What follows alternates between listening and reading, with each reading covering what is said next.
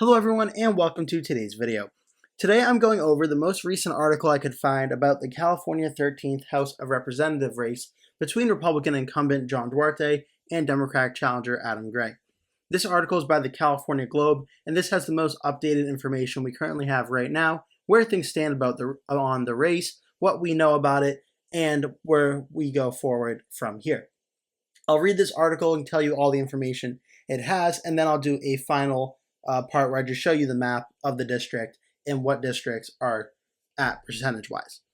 So starting right now, according to the latest vote totals, there's only a 182 vote difference between Congressman John Duarte of California, Republican, and former Assemblyman Adam Gray in the 13th Congressional District race, with Gray having a razor-thin lead in the last open House race in the United States yet to be called.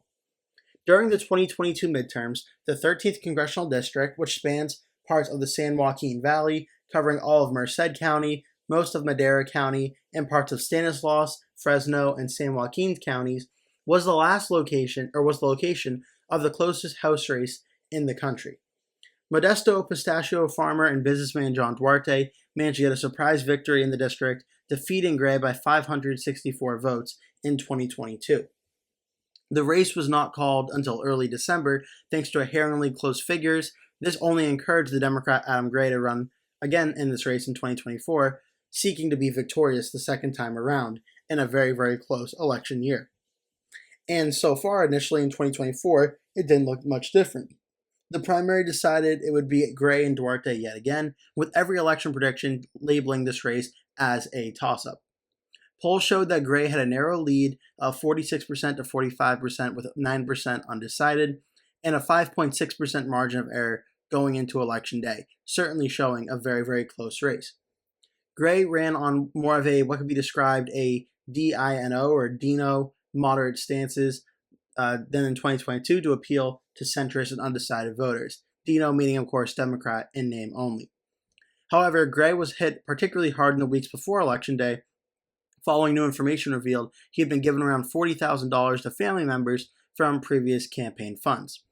Duarte, meanwhile, managed to win debates and shored up critical centrist and Latino support. Trump, managing to help reawaken the GOP in California on election night, also brought in some support.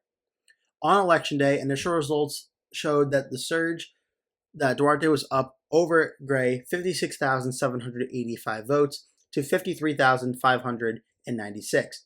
Or approximately 51.4% to 48.6%, with only about half of the vote in. Like many other races, it was expected that mail-in votes would melt away some of his lead, with Gray possibly even coming out ahead the next week. But the updated results from the state on the 14th were a bit of a surprise. Duarte stood about 79,456 votes and Gray at 75,693, with a total of 73% of the vote in. In terms of percentages, it is at 51.2 to 48.8. This led a few outlets to begin calling the race, and many others expected to do so at the next tally. However, in the next few weeks of votes for Gray seemed to pour in, leading many to back off on calling Duarte the victor. Last week, the race only grew closer, with Duarte up 101,217 votes to 100,866, or 50.1% to 49.9%. Then on Wednesday, Gray finally pulled ahead with the last mail-in ballots votes being counted, 104,000 to 503 votes to Duarte's 104,321. The closeness of the race and California's decision to continue counting votes that arrived up to 7 days past Election Day has caused the Republican National Committee to file lawsuits against California. A quote said, "It is absurd for California to accept ballots by mail up to 7 days after Election Day and take almost a month to count them," said RNC Chairman Michael Whatley. The RNC, alongside the California Republican Party, will continue to fight aggressively to force all states to stop accepting ballots after Election Day. However, despite the lawsuit, the last of the votes will be counted in the district, with current trends pointing now to Gray being the likely victor in this race by early next week. When vote counts are due, should Gray win, it would cap a come-from-behind victory in the nation's tightest district.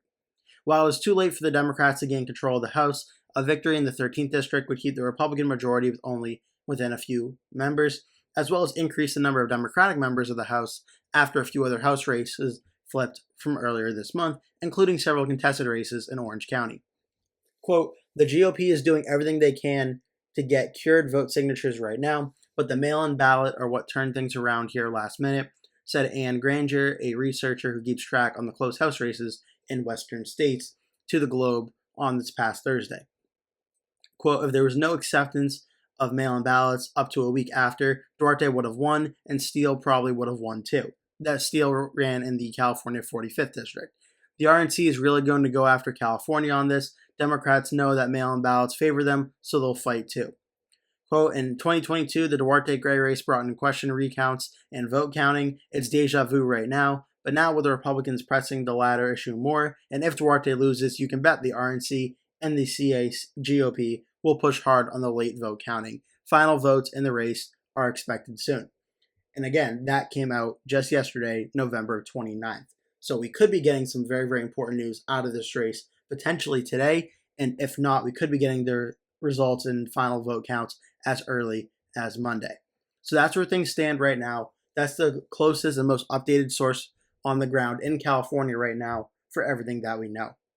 As for the race itself, right now the vote totals have not changed from my prior video update just yesterday, where Adam Gray is 50.05%, John Duarte is 49.95%, 104,991 votes to 104,801 votes, a total of 209,792 votes cast statewide. Just giving you an updated vote totals of all the counties. San Joaquin, Gray has a lead of 53% to 47%. Stanislaus, Gray has a lead of 53 to 47 as well. Merced County, Gray has a lead of 52 to 48. Madera, Duarte has a lead of 57-43, and Fresno, Duarte has a lead of 56 to 44. It also needs to be mentioned with almost all the votes in, we're likely not seeing anything over or under 1% of the vote in. Likely 1% of the vote remains to go, and if not, maybe even less than that at this time.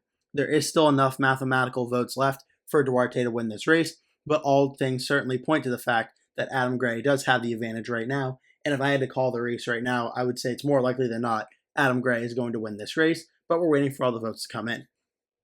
In terms of the size of the districts, or counties in this district, Merced County is the largest population at 82,547 votes cast so far.